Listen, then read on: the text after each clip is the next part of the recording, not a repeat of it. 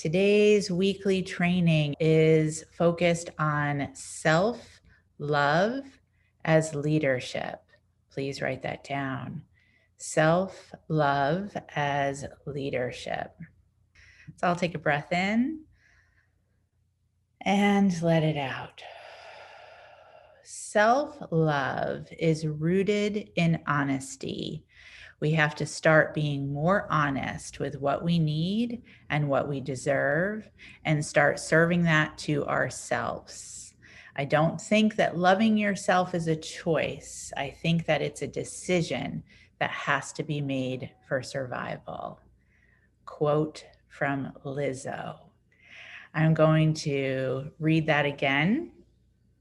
And this time, as I read it, again from musician, singer, artist, activist Lizzo, I want to invite you to write down what stands out to you the most from this quote. Just write down the words or word that just grab your attention, your energy. No right, no wrong, no judgment, no have tos, no shoulds.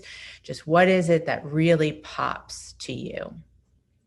Self-love is rooted in honesty.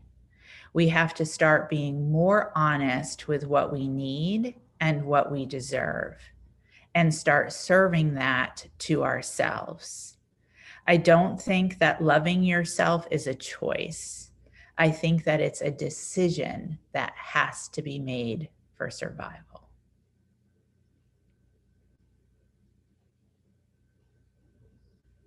What I would like to highlight for today's training from that quote is start serving that to ourselves. Start serving that to ourselves. One more time. Start serving that to ourselves. Take a breath in and let it out. So when it comes to start serving that to ourselves, this speaks to one of the key pieces of a highly sensitive leadership journey, which is personal responsibility versus taking things personally, which then of course connects to accessing our highly sensitive strength of creating, and that we do have the power to create everything that our ego mind, our fear-based mind, wants to insist that others are responsible for giving to us. When we are in our highly sensitive shadows, when we are untrained as highly sensitives, when we are under functioning as highly sensitives, we walk around with wounds from our past, from others just not understanding who we were, who we are as highly sensitives, not understanding or knowing how to work with a child, a young adult, with a highly sensitive nervous system. And we want to demand of the world that we deserve to have our wounds respected.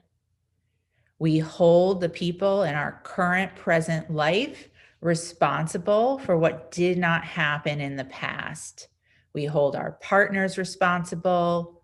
We want to hold our children responsible. We want to hold our friends responsible, our family responsible, our colleagues responsible, our clients responsible, our mentor responsible, our coach team responsible, our training program responsible. And yet, self-love is rooted in honesty. We have to start being more honest with what we need, what we deserve, and start serving that to ourselves. And that is everything that highly sensitive leadership training is about.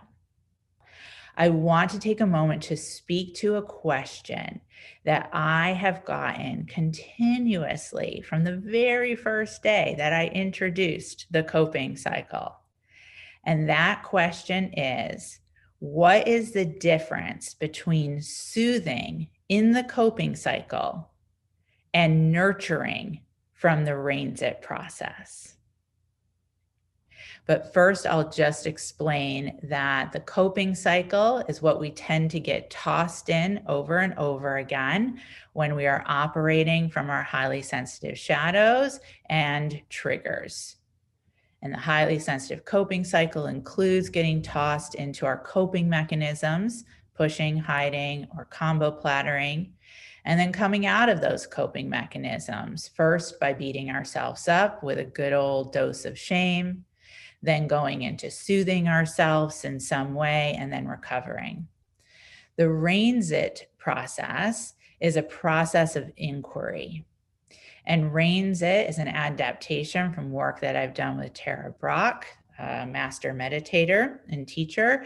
And reins it stands for R, recognize, A, allow, I, inquire, N, nurture, and S, surrender. A couple of years ago at a training retreat, we tacked on it to reins to really emphasize that it is a process of action, AKA to reins it. So, as those of you who know me well, when it comes to really being able to just really dive into the meaning of a teaching, I turn to one of my very favorite tools, the dictionary. I'm, at my heart, still a high school English and drama teacher. What can I say? So, definition of soothe. Let's start there. To soothe is a verb that means to reduce pain or discomfort in, often associated with a part of the body. So again, soothe, a verb, to reduce pain or discomfort in, often associated with a part of the body. Nurture, also a verb. Care for and encourage the growth or development of. Nurture, also a verb, to care for and encourage the growth or development of. So let's look at these definitions. So one of the ways that I often explain the difference between soothing and nurturing is consciousness. When we soothe as part of the coping cycle, we tend to be unconscious. There's a disconnect, a disassociation, perhaps even an experience of numbness. So we look at this definition. Well, that makes sense because we're in the process of reducing the pain or discomfort that comes from operating in our coping mechanisms. It is an after effect, a result of coping. Nurture is conscious, it is proactive. It is to care for and encourage the growth or development of.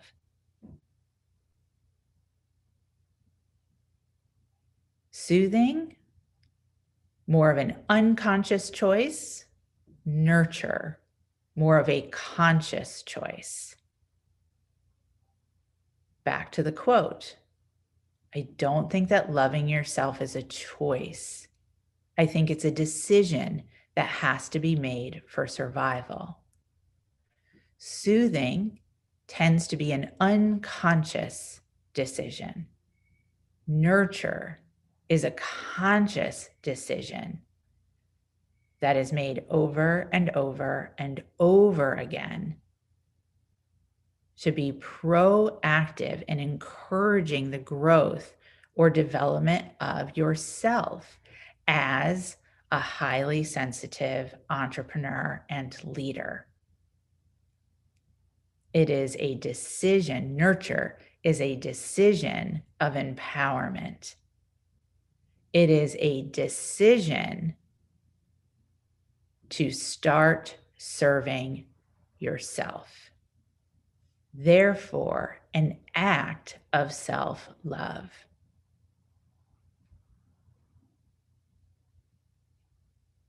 Self-love connected to consciousness.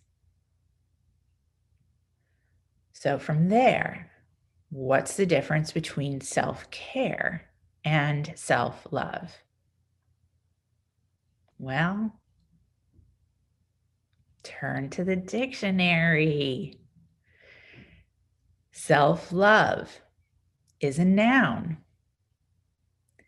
Self-love is regard for one's own well-being and happiness, chiefly considered as a desirable rather than a narcissistic characteristic. And I'll read that again. Self-love is a noun.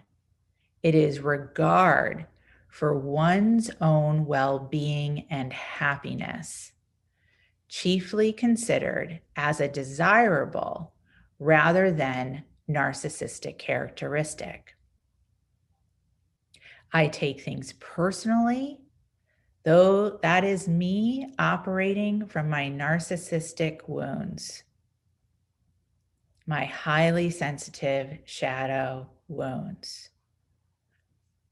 I take responsibility, personal responsibility, to start serving that to myself. That is regard for my own well-being and happiness.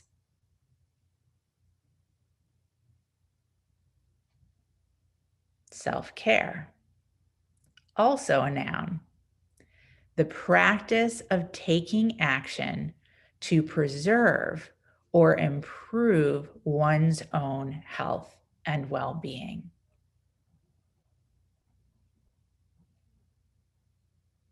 So I'm going to go out on a limb here and add my Heather Dominic interpretation.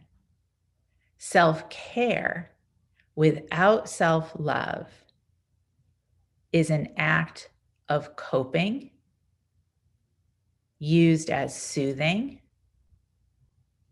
and more of a narcissistic action. Self-care from a place of self-love is creating. It is an aspect of building one's highly sensitive strengths and an act of personal responsibility. Let's take a breath in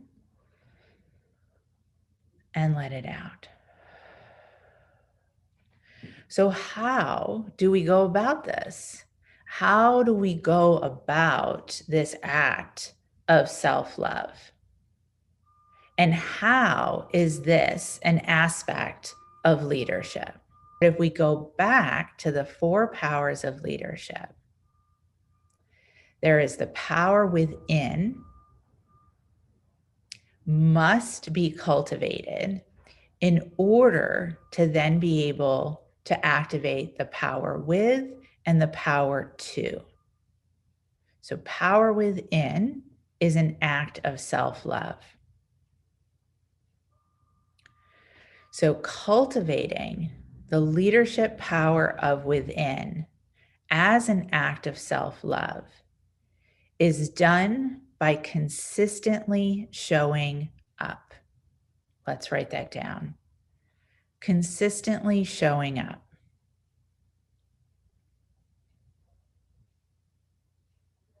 consistently showing up so that you can then support others in showing up. That is power with and power to. So why then do we put in place an act of consistently showing up?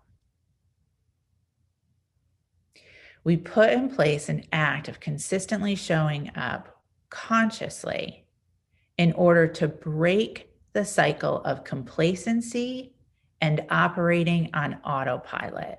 And I want you to write that down. We put in place the act of consciously showing up consistently to break the cycle of complacency and operating on autopilot. That's why we show up every week for these trainings and breakout sessions, because it's just 50 minutes out of your entire week where it is an opportunity to challenge the mind, and particularly the ego mind, the fear-based part of the mind,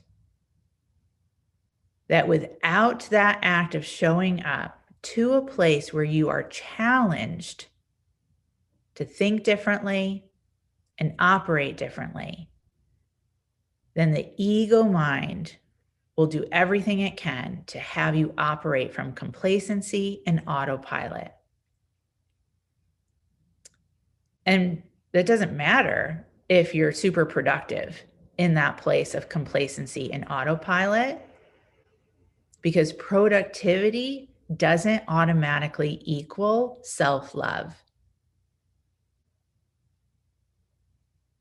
And then therefore, productivity doesn't automatically equal leadership.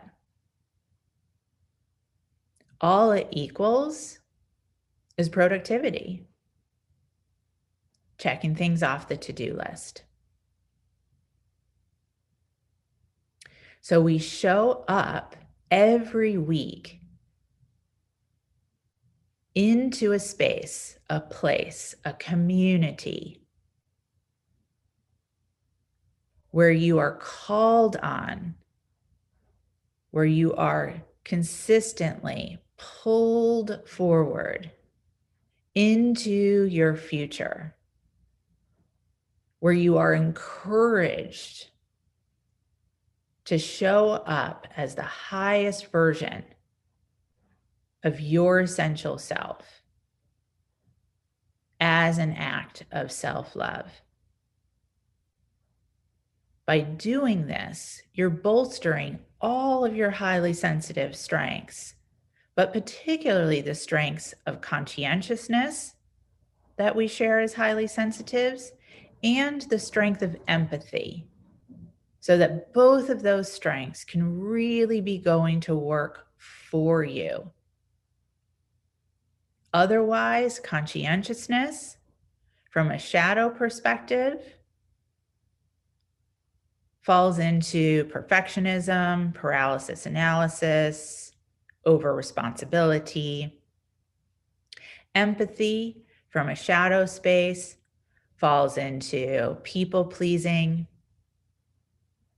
overprotection.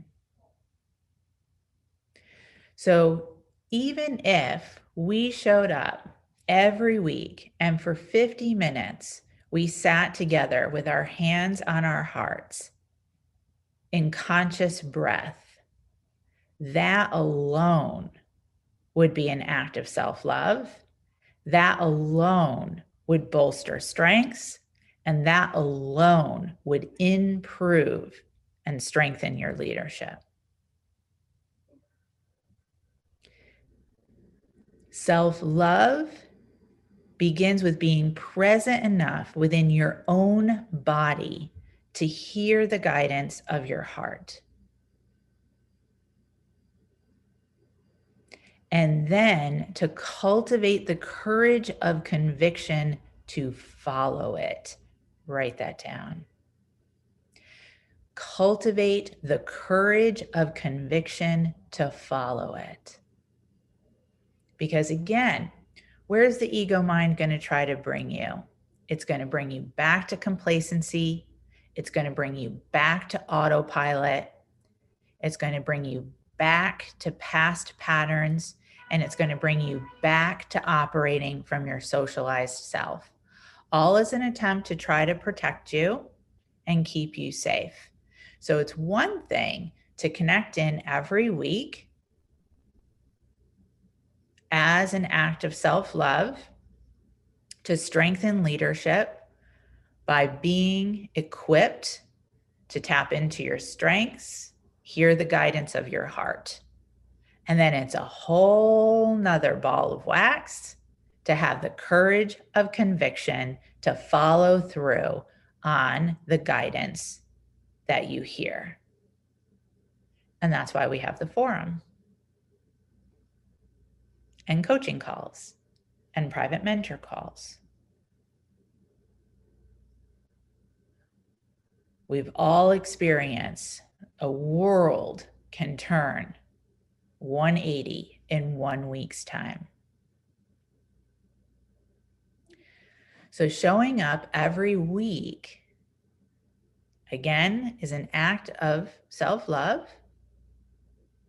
It is also an act of kindness. Write that down.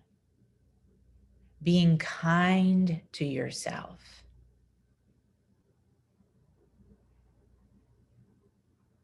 And that's where self-love differentiates from self-care. Because your socialized mind probably wouldn't associate showing up for weekly training and roundtables as an act of self-care. Your ego mind is screaming right now, wait, where's my bubble bath? Wait, where's my hours on end where I get to journal and drink my herbal tea?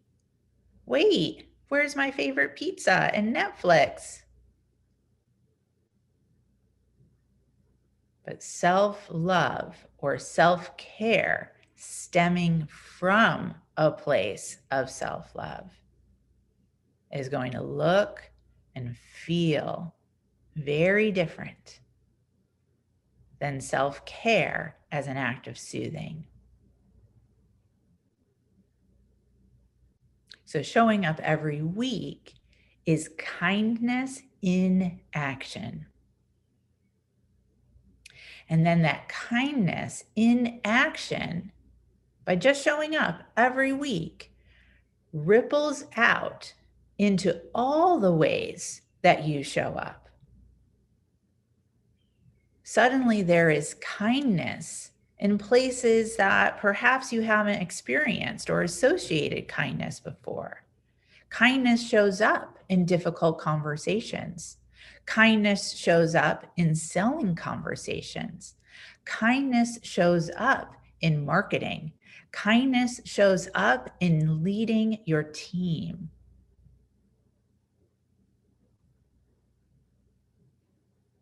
Not kindness as people-pleasing, but kindness as leadership. So this is the gateway to highly sensitive leadership, self-love. And self-love is an act of privilege of agency. Back to Lizzo's quote.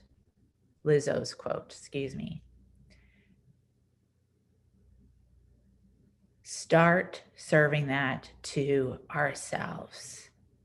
Loving yourself is a choice, but more so it's a decision that has to be made for survival. And decisions made consciously are privilege of agency.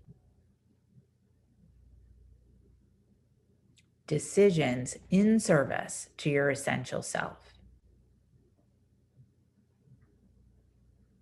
So self-love is the essential self.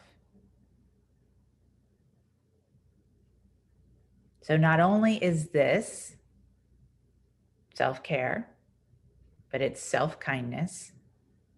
And here's the bomb I really want to drop for the training this week.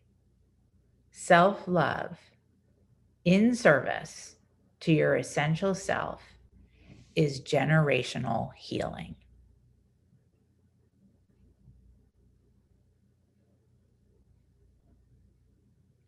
Because we all carry within our cells, our cellular structure, patterns that have been passed down generation after generation after generation after generation.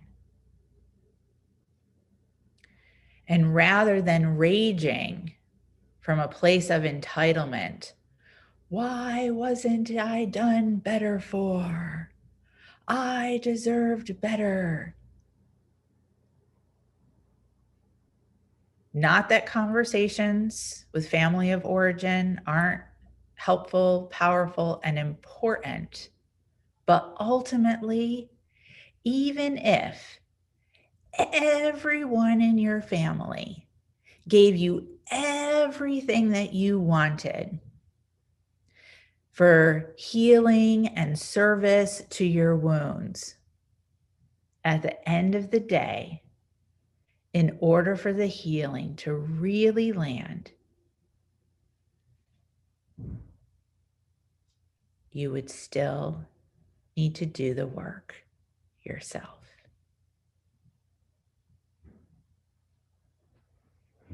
So the embracing of self-love as leadership not only will make you stronger as a highly sensitive,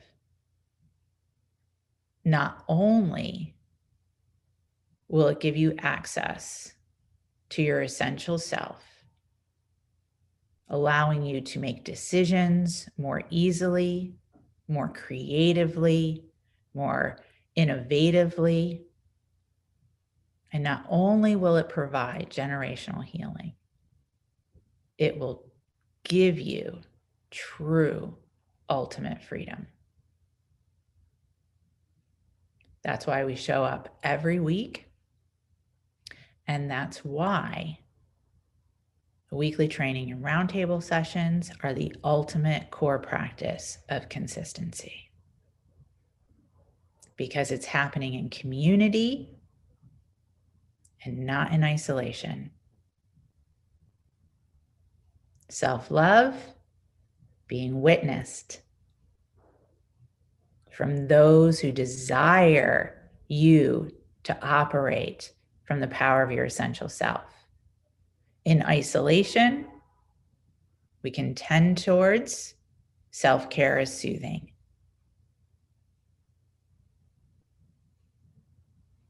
Leadership, training, high functioning versus undertrained, underfunctioning.